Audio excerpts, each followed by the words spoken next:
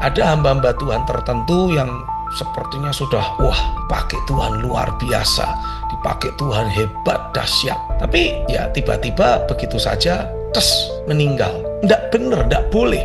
Harusnya nggak terjadi. Itu kecelakaan rohani. Dalam Kejadian 3 ayat 22 ada kalimat berkata, manusia itu telah menjadi seperti salah satu dari kita. Sehingga akibatnya dalam Kejadian 3:23 Tuhan mengusir manusia dari Taman Eden. Pertanyaannya adalah, yang dimaksud dengan salah satu dari kita itu siapa? Sedangkan manusia diciptakan serupa dan segambar dengan Allah sendiri dalam Kejadian 1:22. Mohon pencerahannya. Iya, gini saudara. Tuhan menjadikan manusia itu serupa dan segambar dengan dirinya. Tapi, ya, ingat baik-baik.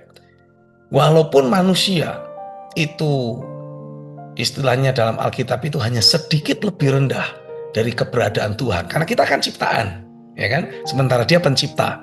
Nah, tapi segala sesuatunya, mulai dari otoritas dan sebagainya, itu Tuhan berikan persis sama. Hanya bedanya, kita ini ciptaan, dia itu pencipta. Nah, tapi iblis itu memberikan penawaran kepada manusia. Kalau kamu makan buah pengetahuan ini, maka kamu akan menjadi seperti Allah. Bisa mengenali, bisa membedakan dan membuat keputusan sendiri. Jadi Tuhan itu menjadikan manusia serupa dan segambar dengan dirinya, tapi tetap dalam batasan-batasan yang Tuhan tetapkan. Batasannya apa? Kita ini ciptaan, kita ini hanyalah eksekutor. Nah, iblis memberi penawaran. Kamu bisa kok, bisa menjadi inisiator. Kamu bisa kok menjadi penguasa atas dirimu sendiri. Kamu bisa kok menjadi seperti Allah, punya inisiatif dari dirimu sendiri. Tapi iblis tidak memberitahu efeknya. Ketika manusia melangkahi batasan yang Tuhan tetapkan. Kenapa kok Tuhan membatasi manusia hanya menjadi eksekutor? Karena begitu manusia, begitu ciptaan mengambil pilihan untuk menjadi inisiator, maka ciptaan itu akan mengalami kerusakan. Ya. Ini adalah hukum di dalam alam roh yang tidak boleh dilanggar. Kenapa kadangkala saudara mendapati? Ya, ini saya cerita ya kelihatannya agak lepas dari pertanyaan, tapi ini sebetulnya punya keterkaitan yang sangat erat sekali. Ya.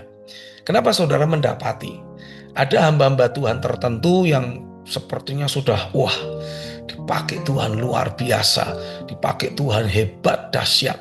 Tapi ya tiba-tiba begitu saja kayak meninggal, dipanggil Tuhan. Penyebabnya tidak lain adalah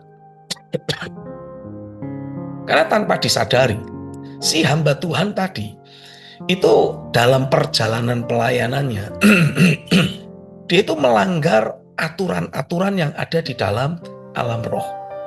Nah, sementara aturan-aturan yang ada itu bisa membawa efek. Ya istilahnya gini deh, saya kasih ilustrasi gampang begini aja deh. Baru-baru ini kita mendapati ada sebuah berita. Ada pendaki gunung dari luar negeri mencoba menaiki Gunung Rinjani, lalu kemudian mati. Ya. Kenapa kok dia sampai mati? Karena dia tidak mengikuti aturan-aturan yang ditetapkan. Harusnya dalam proses mendaki gunung itu dia tidak boleh memisahkan diri. Karena kalau begitu memisahkan diri, dia bisa saja jadi tersesat. Dia bisa saja mengalami bahaya-bahaya yang harus dia hadapi sendiri dan tidak bisa ada orang lain yang membantu. Dan itulah yang seringkali menjadi penyebab kejadian fatal sampai menciptakan kematian. Nah, hal yang sama terjadi dalam perjalanan kita di atas muka bumi ini. Ada aturan-aturan, ada hukum-hukum rohani gitu ya, yang kita harus selalu ikuti. Karena begitu kita melanggar hukum yang ada, tanpa kita sadari, kita ini seperti sedang memposisikan diri kita ada dalam bahaya dan ya bisa mencelakai diri kita sendiri. Jadi tidak sedikit hamba-hamba Tuhan itu yang mengalami kecelakaan rohani, harus mati sebelum waktunya dan semacam itu tuh buat saya itu enggak benar, enggak boleh, harusnya enggak terjadi. Itu kecelakaan rohani. Ya kayak misalkan waktu lalu kita mendapati ada banyak hamba-hamba Tuhan yang pada masa COVID meninggal sebelum waktunya. Buat saya itu sebelum waktunya. Kenapa? Ya secara medis mungkin diberi penjelasan, oh karena ini hamba Tuhan ada komorbid, ada penyakit bawaan, jadi begitu kena COVID ya penyakit bawaannya itu jadi 10 kali 100 kali lebih parah, dan itulah yang merenggut nyawanya. Nah pertanyaannya, kenapa kok harus ada penyakit bawaan? Ya kan? Harusnya sebagai hamba Tuhan, sebagai jemaat, sebagai umat Tuhan, kita ini tidak ditetapkan untuk sakit-sakitan loh. Kita ini ditetapkan untuk hidup dalam kesehatan ilahi loh. Ya, karena hidup sehat itu adalah bagian dari karya penebusan Kristus. Jadi kalau saudara percaya, saudara itu kalau mati pasti masuk surga karena sudah terima Yesus, harusnya saudara itu percaya dalam hidup sehari-hari kita ini sebelum kita dipanggil Tuhan, ya kita ini akan hidup sehat, tidak ada sakit penyakit. Harusnya begitu. Nah tapi kenapa kok pada kenyataannya Pak, saya ini kok ya mengidap banyak penyakit di tubuh saya. Nah mari kita lihat, mari kita selidiki gimana gaya hidup sehari-hari kita.